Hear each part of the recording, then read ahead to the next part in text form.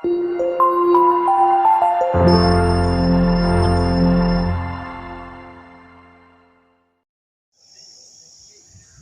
हम जनपद मैनपुरी की ईदगाह पर पहुंचे हैं।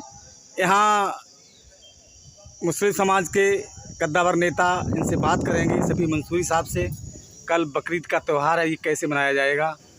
हाँ मंसूरी साहब, आदाब। आदाब आदाब आदाब। कल बकरीद का बड़ा त्यौहार है, किस तरीके से मनाएंगे, क्या तैयारियां हैं, क्या कहेंगे, क्या संदेश देना चाहेंगे।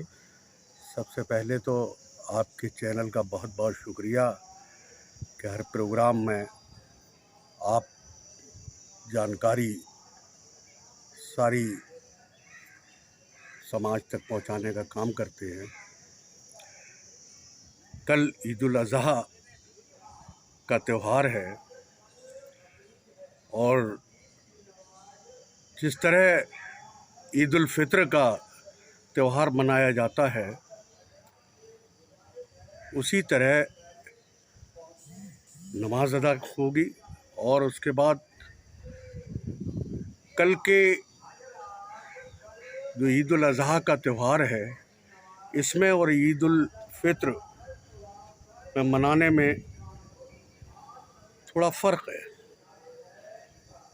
ईद उल अज़हा अल्लाह के नबी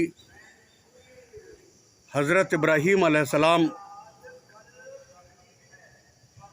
जो मोहम्मद रसूलुल्लाह से पहले नबी इस दुनिया में आए थे,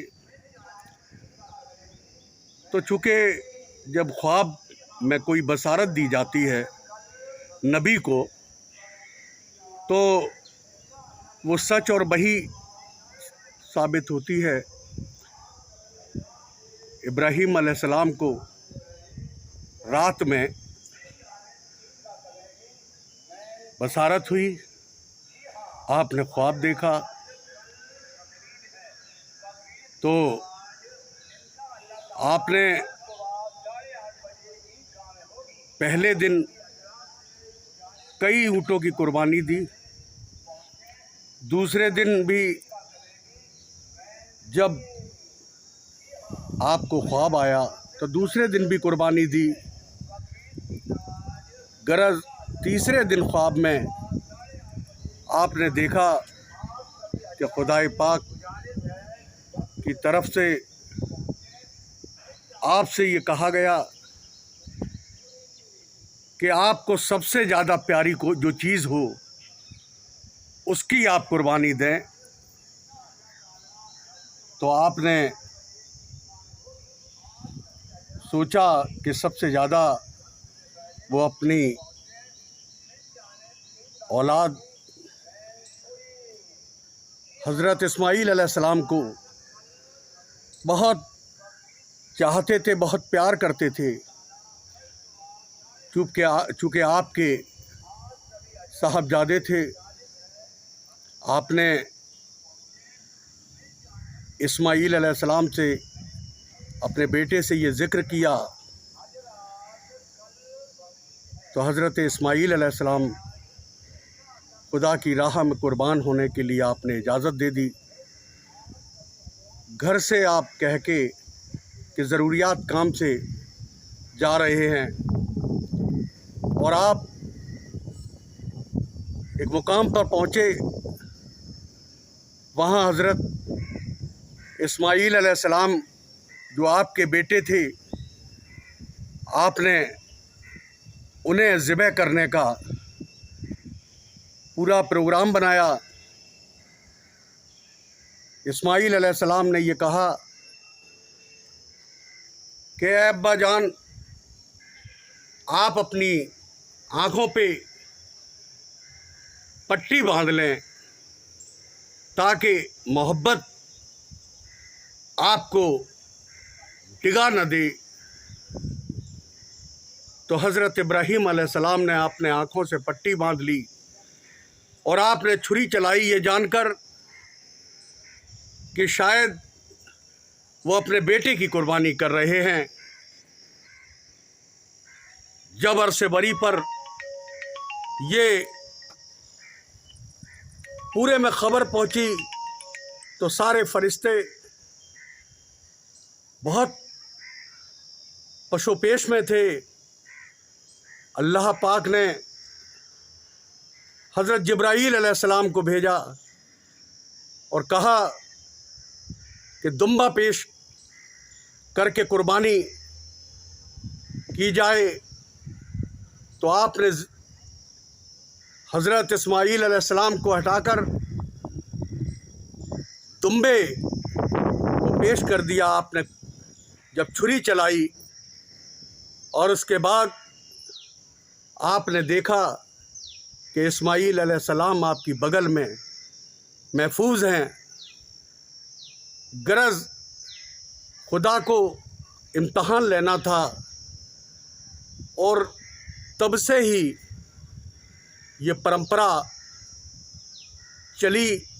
और उसके बाद मज़हब इस्लाम के बानी सरकार दो आलम मोहम्मद मुस्तफ़ा ने भी उसको आगे बढ़ाया और बड़ा पाक मौका होता है कि मज़हब इस्लाम पर या मज़हब इस्लाम के मानने वाले तमाम जो जायज़ जानवर हैं उनकी कुर्बानियाँ देकर ये साबित करते हैं कि अल्लाह की राह में हम ये कुर्बान कर रहे हैं। और उसी में तमाम वो गरीब व गुरबा लोग और तमाम दोस्त व अहबाब और तमाम रिश्तेदार जो कुर्बानी नहीं कर सकते हैं, उस गोश्त को अलग अलग हिस्सों में तकसीम भी किया। 1/3 1/3 हिस्सा गरीब गुरबाओं के लिए, दूसरा 1/3 हिस्सा अपने करीबी दोस्त व अहबाब के लिए, और जो 1/3 हिस्सा होता है वो घर परिवार कुनबे के लोगों के लिए होता है। तो ये ईद उल अज़हा को मनाने की रिवाज है और उसी के तहत ईद उल फित्र की तरह ये त्यौहार मनाया जाता है। दूसरे हर ज़िला प्रशासन को जो कुर्बानियाँ देने का पूर्व से चली आ रही जो परंपरा है, उसमें ज़िलाधिकारी जी ने, कप्तान साहब ने और तमाम हुक्मरान ज़िला ने परसों मीटिंग की थी। उसमें ये बता भी दिया था कि जो प्रतिबंधित जानवर हैं उनकी कुर्बानी न की जाए। और सच्चाई ये भी है कि कोई भी त्यौहार मनाने में किसी दूसरे मज़ाहिब के मानने वाले के दिल में कोई ठेस न लगने पाए, तभी इंसानियत ज़िंदा रहती है। और मज़हब इस्लाम में इंसानियत को पहला दर्जा दिया है ताकि मिलजुल कर इस प्रोग्राम, इस त्यौहार को मनाएं और एक दूसरे को मुबारकबाद दें। शुक्रिया। तैयारियां पूर्ण हो चुकी हैं और अभी आप लोगों को सफ़ी मंसूरी साहब ने ये त्यौहार क्यों मनाया जाता है इसकी विस्तार से जानकारी दी गई है।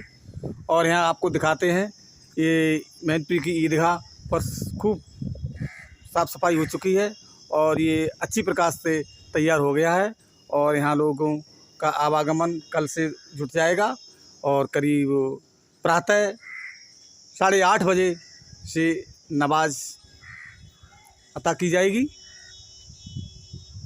कल भी आपको दिखाएंगे और हमारे ये वीडियो आपको अच्छा लगे, ये हमारा चैनल सब्सक्राइब करिए, लाइक करिए, शेयर करिए। बहुत बहुत धन्यवाद। मैनपुरी से चंदपाल साक्य की रिपोर्ट।